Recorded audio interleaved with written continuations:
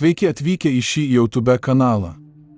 Šis YouTube kanalas Jėzaus širdis laukia jūsų dovanų ir dovanoja jums dangiškus meilės laiškus, kuriuos mums tada ir dabar siuntė mūsų viešpaties Jėzaus Kristaus ir švenčiausiosios mergelės Marijos, kad galėtume tinkamai pasiruošti dangiškoms vestuvėms.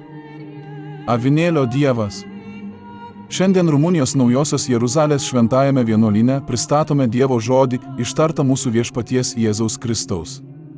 Ištrauka iš Dievo žodžio 2024 metrų, sausio 9 d ištikimiesiems altoriaus tarnautojams ir tiems, kurie tarnauja Antikristui. Štai tie, kurie mane išpažįsta, neturi vietos, neturi teisės likti žemėje tarp žmonių, o nes vyresnieji nepaleidžia bedievių virš jų, todėl dabar sakau jiems, o atgailaukite, kunigai ir kunigų sūnus, kurie išpažįstate, kad esate sūnus tų, kurie žudė Dievo liudytojus šio pabaigos laiku, už visus, kurie liko prie altorių ir iškėlė savo sūnus, taip pat siunčiant juos mokytis. Knygą ir tapkite kunigais toliau, o visa tai susikibo rankomis su priešu Antikristu, kuris sukūrė savo karalystę namuose, kurie vadinasi Dievo vardu, bažnyčioje, o tada atėjo Antikristo įsakymas sugriauti Dievo motinos šventės. Šventieji ir tegu nebebūna savo vietoje nuo metų dienų, o ir tie, kurie tarnauja prie altorių ir jų vyresnieji, nusilenkia ir nuo to laiko Dievo priešas džiaugiasi žinomoje šventoje vietoje, o jo ginklai yra gerai paslėpti, kad jų nerastų. Nei tie, kurie juos valdo, o ir aš matau daugybę kunigų, kurie uždaromis širdimis bejėgiškai žiūri į krikščionių, nežinančių, kas valdo kelio pas Dievą sunaikinimą. Juos iš žinomos šventosios Sofos.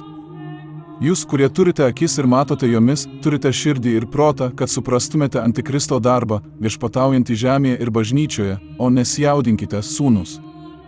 Buvo parašyta, kad šitaip išsipildytų, nes tų, kurie užėmė vietas su šventais vardais, netikėjimas, o didelis yra šis netikėjimo darbas, apie kurį kalbėjau prieš 2000 metų, sakydamas, kai ateis žmogaus sūnus, jis ras tikėjimą žemėje. Štai aš neberadau tikėjimo, durys man užrakintos, nes mano atėjimas išgelbėti tų, kurie priešinasi mano atėjimui. Oi, negalėjau neateiti. Kaip parašyta, kad ateina Antikristas ir jo tarnai, kurie priešinasi Dievui, tai parašyta šventajame rašte ir mano atėjimu tiems, kurie tikisi, kad ištrauksiu juos iš po plokštės ir duosiu jiems šventos kantrybės atlygį. Parašyta, kad ateina Antikristas, o jei jis atėjo, ateinu ir aš. O jūs, kunigai, šiandien bažnyčioje klajojantys nuliūdę ir nekalbūs, o gelbėkitės, ieškokite išganimo kelio. Paprašykite manęs, kad atsiųsčiau jums gelbėtojų angelų armijas, kad išvaduotų jūs nuo šėtono, kuris kovoja prieš Kristų, o ne prieš jūs. Darykite bet ką žemėje, bet nepasilikite melo darbuose su tiesos veidu, nes melas ateinančiomis dienomis daug nubaus tuos, kurie slėpėsi po šventų drabužių, bet ir tuos, kurie yra pavaldus Antikristo darbas su šventojo veidu.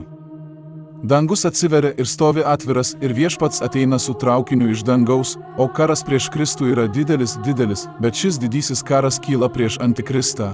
Nes Dievo avinėlis ateina su tėvo pergale ir turi žodį savo balse su gale ir taip sako savo priešams.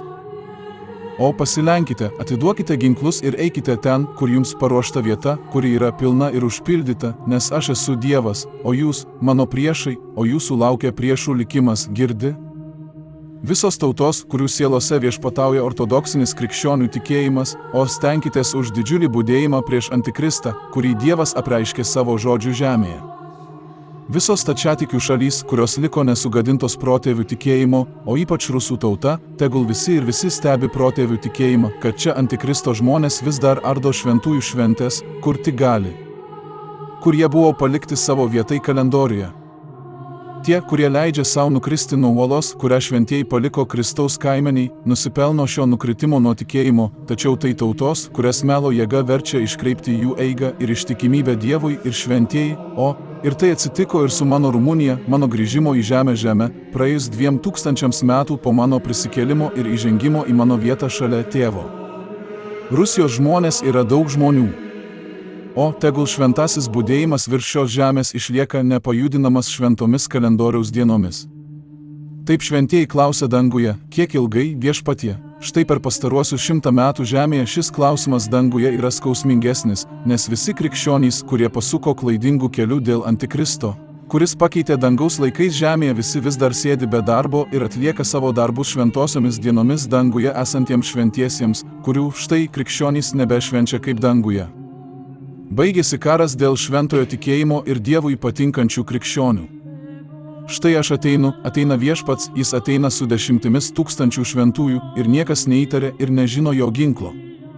Tie iš jūsų, kurie esate krikščionys pagal senąją tradiciją, stokite maldai pasninkų ir šventų budėjimų, nes Viešpats dabar užmigdo šėtoną ir siunčia jį į vietą, kur jis kankino mažiausiai pastaruosius 2000 metų, nes jis užtvėrė kelią tiems, kurie myli Kristų, kad jis galėtų padaryti jam vietos ir pasipriešinti Viešpačiui. Mes visi danguje esame su Viešpačiu kovoje už tikėjimą. O, būk ir su mumis. Visi, kurie esate krikščionys žemėje, būkite su mumis kovoje už Viešpatį, kad nugalėtų šėtoną, nes ateina pergalė, nes ateina Viešpats, o mylimi broliai, tikėjimo broliai su savo broliais danguje. Amen. Tai šios dienos programos pabaiga. Telaimina jūs Dievas ir saugo jūs prie savo šventosios širdies.